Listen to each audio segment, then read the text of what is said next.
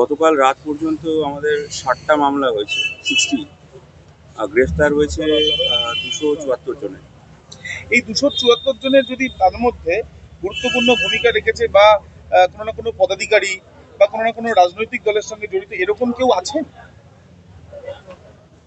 না, রাজনৈতিক party colour দেখে অ্যারেস্ট করা হয়নি। যারা অ্যাকচুয়ালি অ্যাকিউজ তাদেরই অ্যারেস্ট করা হয়েছে। না, তাদের মধ্যে কারোর এরকম ব্যাকগ্রাউন্ড কি কিছু আপাতত পেলেন?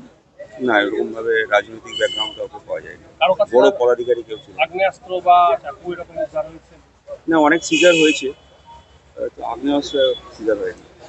বোম উদ্ধার হয়েছে, কোনো বোমা উদ্ধার হয়েছে বাড়ি থেকে? এখন হয়নি। কালকের জন্য কি কোনো আলাদা বাড়তি কোনো ব্যবস্থা থাকছে?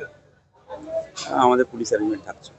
স্যার, একটা বিষয় যে অনেকজন বাড়ি ফিরছে, ঘরে ফিরছে মালদা থেকে, বিভিন্ন ঝাড়খণ্ড থেকে, এরকম কতজন বাড়ি ফিরলো মোটামুটি বলতে পারি?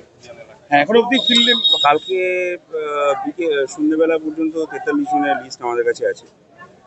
এখন শুনলাম আরো কিছু ফিরেছে, প্রায় 80 জন মধ্যে এরকম পাওয়া যাচ্ছে। বাড়ি ফিরেছে।